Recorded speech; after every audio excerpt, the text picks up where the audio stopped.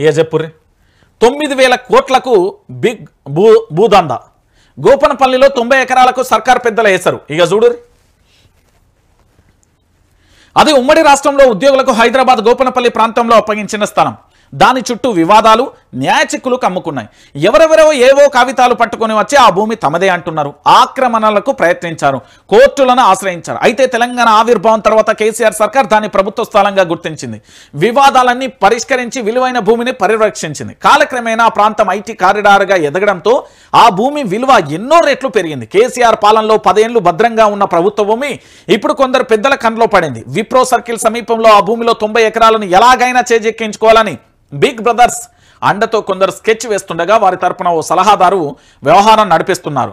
NOC ఇవ్వాలని ఎన్జిఓలపై ఒత్తిడి తెస్తున్నారు.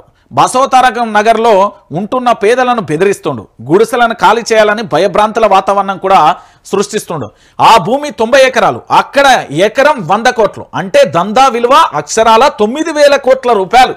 అంటే ప్రభుత్వ భూమి ఏ రాజకీయ నాయకుడిదో ఏ పార్టీదో కాదు, ఈ తెలంగాణలో ఉన్న 4 కోట్ల మంది ప్రజలకు మీకు హక్కు ఉన్నది. ఈ భూమి మనది, ప్రభుత్వం అంటే మన భూమి అది. ఆ 9,000 కోట్ల ఆస్తి పరులం మనం. ఆ భూమి మనది, మనం రక్షించుకోవాలి. ఈరోజు మనం రక్షించుకోవాల్సిన అవసరం ఉంటుంది. ఒకసారి ఇక్కడ చూడుర్రి, ఇది బసవతారక నగర్కు సంబంధించి బస్తీలో మేము ఏండ్ల తరబడి గుడిసెలు వేసుకొని ఇక్కడ ఇల్లు కట్టుకొని ఉంటున్నాం. ఆధార్ ఉన్నది, రేషన్ కార్డు ఉన్నది, విద్యుత్ బిల్లు ఉన్నది, నీళ్ల బిల్లులు ఉన్నాయి.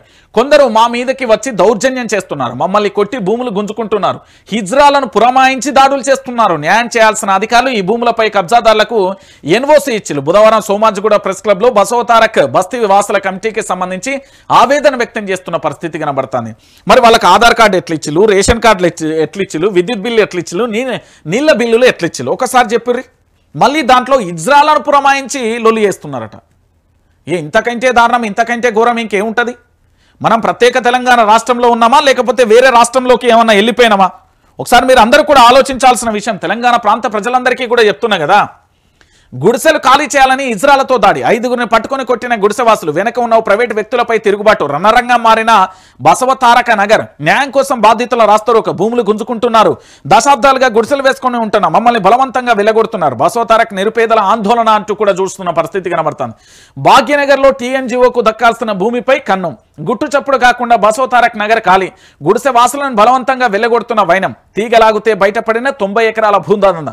తెర వెనుక బిగ్ బ్రదర్స్, కొందరు కాంగ్రెస్ నేతలు, దగ్గరుండి వ్యవహారాన్ని నడిపిస్తున్న సలహాదారు. పోరంబోకు భూమి రెవెన్యూ రికార్డులలో నమోదు, కాంగ్రెస్ రాగానే ప్రైవేటు వ్యక్తులకు కట్టబెట్టే యత్నం, కుట్రలు, సుప్రీంకోర్టు పాత ఉత్తర్వులను చూపించి లబ్ధికి యత్నం, ముందుగానే వారితో సర్కార్ పెద్దల ఒప్పందం, 30 ఎకరాలలో ఎన్ఓసి జారీ అయిందన్న తహసీల్దార్ అంటూ కూడా చెప్తున్న పరిస్థితి కనబడుతుంది.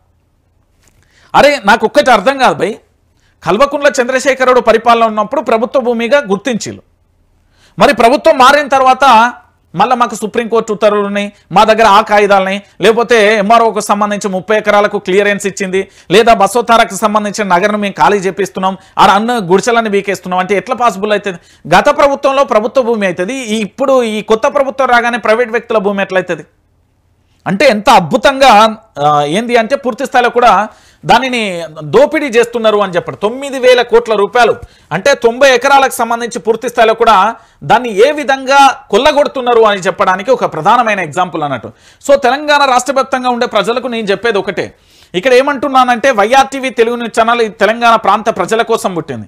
ఇక్కడ ప్రతి ఒక్కరు కూడా చూడాల్సిన విషయం ఏంటంటే, తెలంగాణ ప్రాంత ప్రజలారా మీరందరూ కూడా ఆలోచించాల్సిన విషయం ఏంటంటే, ఇది వైఆర్టీవీ తెలుగు న్యూస్ ఛానల్ ప్రజల కోసం ఉంటుంది. మీరు ఇక్కడ ప్రతి ఒక్కరు కూడా సబ్స్క్రైబ్ చేసుకోండి, ఎందుకంటే ప్రతి ఒక్కరికి వార్తలు చేరాలన్నా ఇక్కడ సబ్స్క్రైబ్ చేసుకోండి, ఇక్కడ బెల్ బటన్ ఉంటుంది, దాని నోటిఫికేషన్ ఆన్ చేయండి. ఇంకొకటి ఏంటంటే వార్తలు నీతి నిజాయితీ నిబద్ధతతో చెప్తే ఖచ్చితంగా లైక్ చేయండి, దాంతోపాటు మీ వాట్సాప్ గ్రూపులలో షేర్ చేయండి.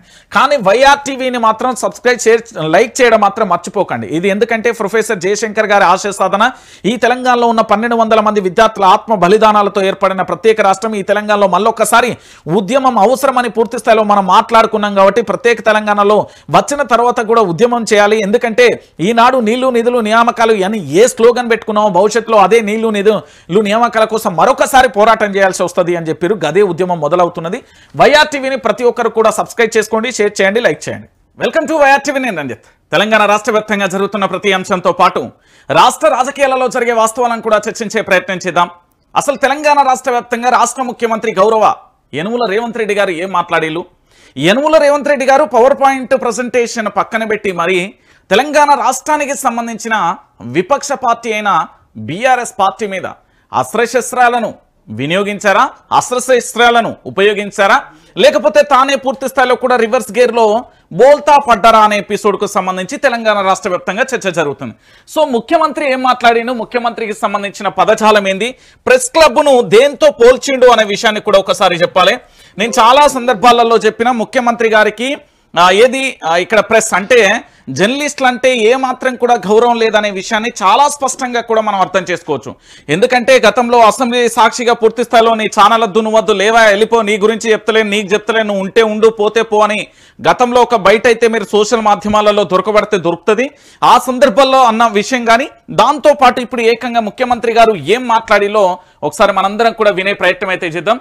Right, start. ముఖ్యమంత్రి క్లబ్బుల్లో కాకుండా, పబ్బుల్లో కాకుండా, ప్రజల ముందు చులకన కాకుండా చట్టసభలలో మనం చర్చ చేసుకుందాము. రండి, మీ అనుభవంతో మీ చేసిన ప్రయత్నాలన్నీ వివరించండి. వీధుల్లో కాకుండా, క్లబ్బుల్లో కాకుండా, పబ్బుల్లో కాకుండా, ప్రజల ముందు చులకన కాకుండా చట్టసభలలో మనం చర్చ చేసుకుందాము. రండి, మీ అనుభవంతో మీ చేసిన ప్రయత్నాలన్నీ వివరించండి.